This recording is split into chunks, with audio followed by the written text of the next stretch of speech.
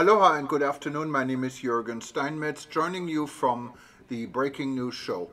I'm in Honolulu at the Ala Moana Shopping Center right now after having a coffee at the Coffee Bean here at Foodland. With me in College Station, Texas is Dr. Peter Tarlow. Welcome, Peter. Well, the day started out very windy. It was warm, but boy, was it windy, like 30 miles an hour wind, about 48 kilometers an hour wind.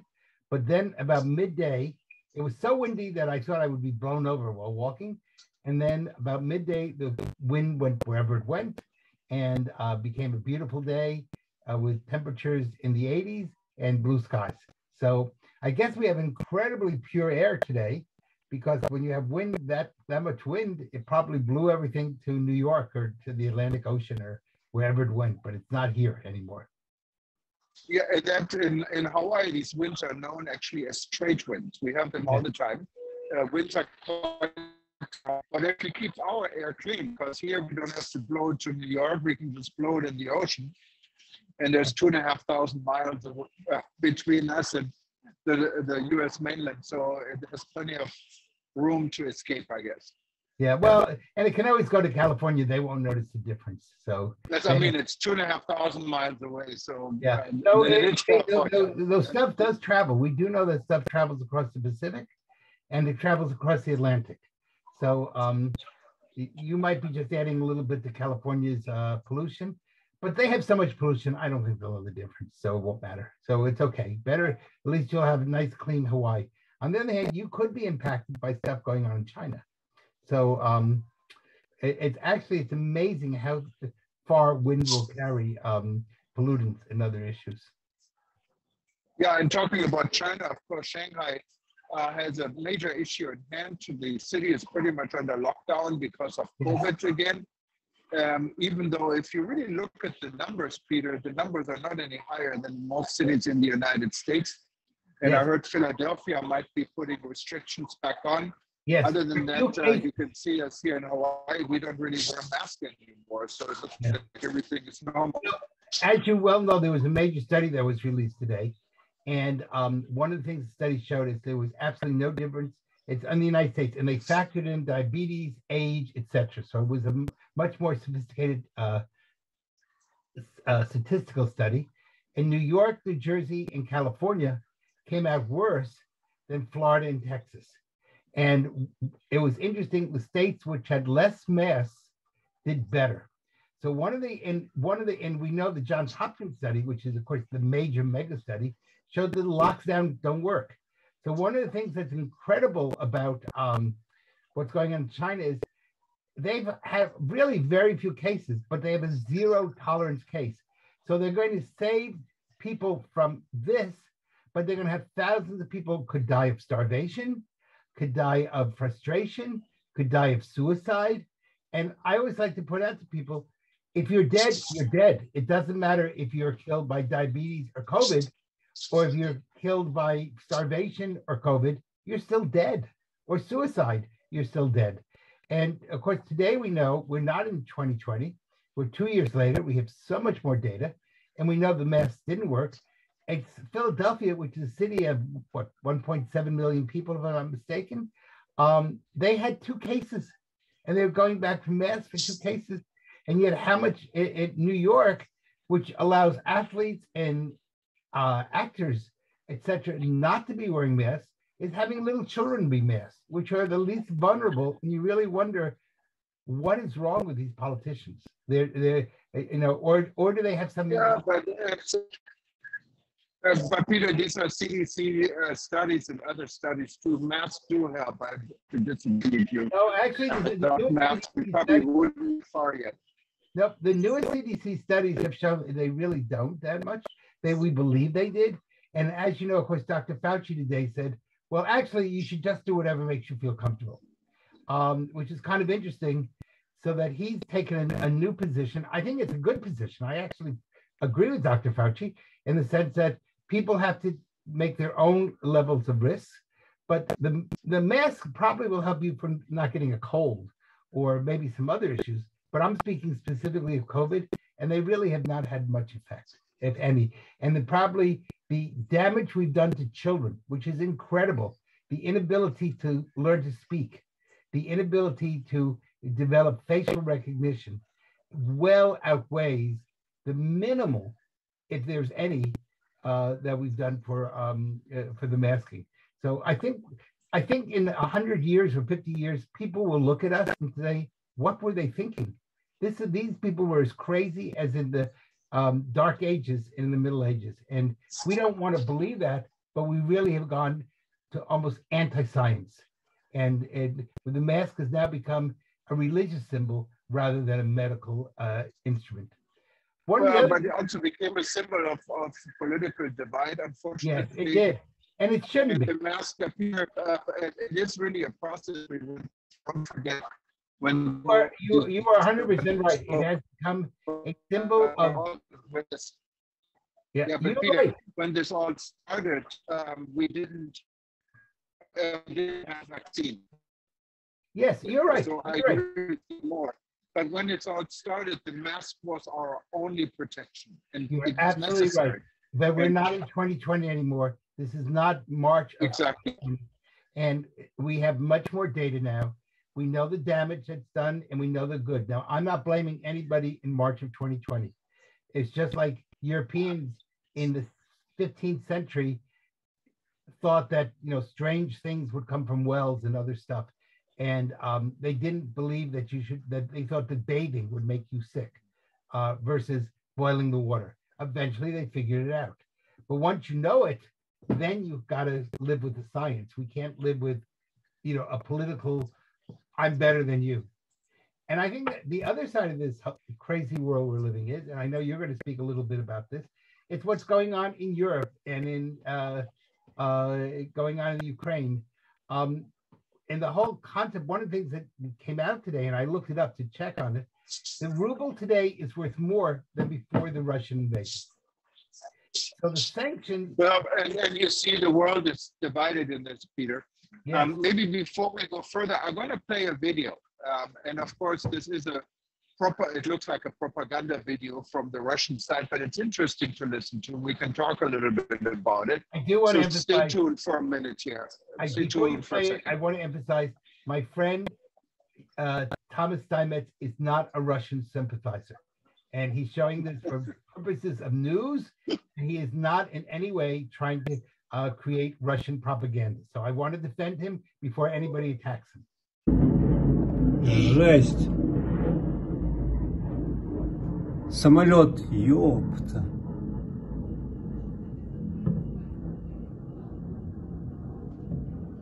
Жесть.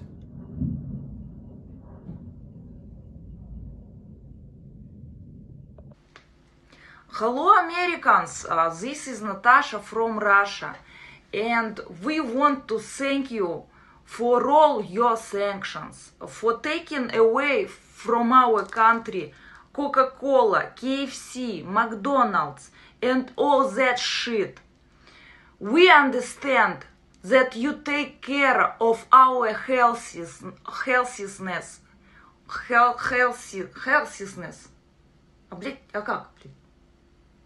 Healthy. And that's why we will be stronger and more beautiful and without fat. So, we take care of you too.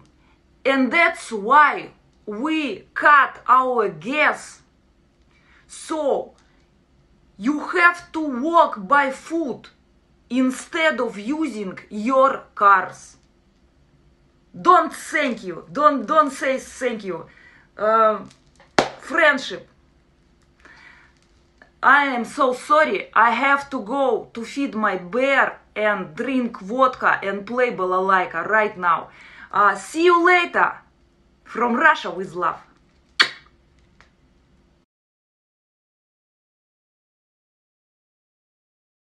But that, of course, plays into the travel and tourism industry heavily because of the sanctions, Peter. Yes, what this lady just told us, the sanction may not be working. You said the ruble is high. The sanctions are not working because many countries are on the Russian side. There are 22 countries, and we listed them, including China, including India, including Ethiopia, that are on the side of Russia. And then you have countries that are in between and don't want to say anything, like the UAE, the Saudi Arabia. And these are countries that keeping the connection open to Russia. The sanctions in the hotel and tourism industry are definitely not working because all hotels in Russia, American hotels like Marriott, Hyatt are open. Yes, Marriott donated $1 million to the cause in Ukraine, but they're making the money on the Russian side because prices in the hotels are expensive. You can check it. Airfares in and out of Moscow and elsewhere are astronomically, and the flights are booked. Turkish Airlines is making a bundle on this, so does Etihad, Emirates, and Qatar Airways. So yes, the sanctions are definitely flawed. And so one of the big problems is if you have sanctions that are not being universally applied, they don't work. And we have a perfect example of that, and that's Cuba. The United States has had sanctions on Cuba for over 60 years, and nothing happened. The only thing that happened was we hurt the Cuban people, and we hurt Americans of Cuban descent living in the United States. Now we're discovering that gas prices are going up, all sorts of food prices are going up in the United States, and we're told that's because of the sanctions. And if that's true, we really have to wonder who's making money? What's going on? Because if the goal was to stop people from being murdered in Ukraine or being killed or to stop a war, it failed. And I think that's the only way to look at it. The sanctions, by the way, historically, sanctions have never worked, ever. So that why we would believe, Einstein said that insanity is doing the same thing over and over again and expecting a different result. And why we would have believed that doing the same thing over and over again and getting a different result, we would get a different result, means we're the insane. Putin's popularity is rising in China because of in Russia because of nationalism. So far, we've created a boomerang effect. And I feel terrible for the people of Ukraine because we let them down. And the bottom line is they gave up their nuclear arms, and I support Ukraine. They gave up their nuclear arms in 1994 under the guarantee that Western Europe and the United States would never let them be invaded. And we didn't, in a sense, lift a finger. Nobody wants, we will send them some arms, some money, and lots of tears. But the deal was that we would be there to make sure. That was a bad deal for Ukraine because if Ukraine had had atomic weapons, they might not be in the situation they are today. And I think other countries around the world are going to have a lot of questions. Should you ever trust international guarantees? And that means it's going to make peace harder than ever. And that's going to hurt tourism. That's going to hurt economies. And I think, and we're now saying this war may last for months or for years. And if so, wow, what are we doing to ourselves? And what are we doing in Europe? And what are we doing to the poor people of Ukraine? And yes, the poor people of Russia also, because the average Russian citizen, he has no choice. And we knew from the beginning, China said it would support Russia. And the Chinese economy is the second largest economy in the world. And by the way, China has now quadrupled its military spending and wants to make itself so strong that the United States would be afraid to defend Taiwan. So I would not be shocked if we don't see by the end of this year another war in the Pacific. And that will throw tourism into a complete tizzy. From one side, up and down, from Japan and Korea, all the way down to Australia, should there be a war in the Pacific. Those are scary times. Well, let's not a doomsday scenario. No, it's not a doomsday. I think it's yes, I think it's. But we feel for the people in Ukraine, and Peter, we started a Screen.travel campaign together with Ivan. It's not actually suffering in Ukraine, trying to stay alive with his two sons in Odessa. So we wish him well. Yes, and I believe there's been bombing of the tourism industry. There have been some explosions. Apparently, it hasn't come to any height yet, like in other cities. way, unfortunately. Let's hope it's not coming to this, but all Oh, indications are there Odessa is that truly this a region beautiful is coming. city. And, you know, if it were destroyed, it would be truly a priceless gem that the world would have lost forever. Because you can't rebuild back what's historical cities. They're gone. Absolutely. Well, if anyone wants to know how to assist Ukraine and what the tourism industry is doing, go to our dedicated website, stream.travel, like screamingout.travel, and you will find out more. We're at the World Tourism Network, are proud to initiate this campaign with an MOU and create most travel and tourism organizations over there. Other than that, a little bit more on the positive, watch some scenery from before we go and talk to Nathan from the booming industry in Florida and this region. Peter, we'll see it again in a couple of days. If you wanted to watch this show and any other breaking news, to breakingnewsshow.com and to find all our events lined up, and you can listen to it. If you watch us on Turbo News or YouTube channel, you can also find us. Well, let's go to Malta. Thank you, Peter. Stay safe and stay healthy. Bye-bye.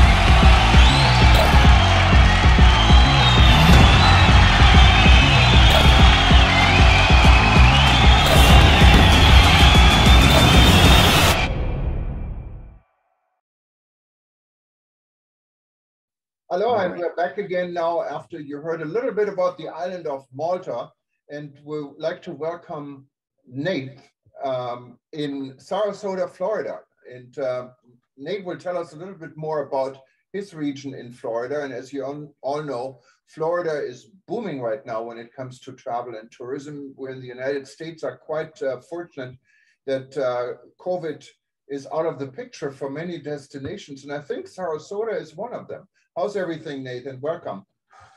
Thank you. Thank you for having me. It's great. Yes. Once again, I'm Nate Sweetman. I am the Communications and Public Relations Coordinator with Visit Sarasota County, the county's tourism bureau. And yeah, it hasn't slowed down even with the slight change in us getting to what we like to call back to normalcy. We've been very grateful for the amount of visitation and just the fact of people understanding the area and knowing Sarasota, wanting to come visit. So it's been great. But Sarasota County reaches over 725 square miles, including many various communities outside of just the city of Sarasota. We have Siesta Key, Lido Key, St. Armands, Venice, Northport, just to name some. And we also carry 6 barrier islands along the Gulf Coast with tons of beaches and fun activities to do out there near the water, just to say. But other than that, we really like to classify ourselves as a cultural coast, especially when we get into explaining to different markets, various markets that might not know Sarasota County. We're very big into the arts and culture.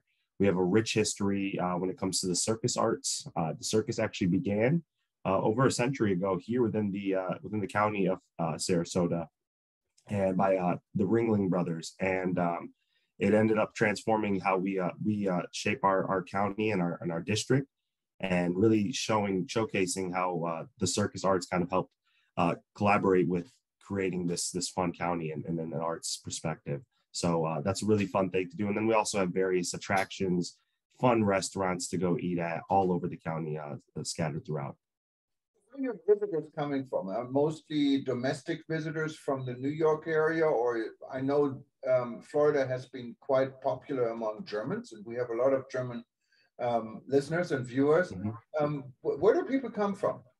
Yeah, so that's a great question. We typically target the Northeast market. Like you said, we'll get a lot of the snowbirds, especially during what we classify as our peak season.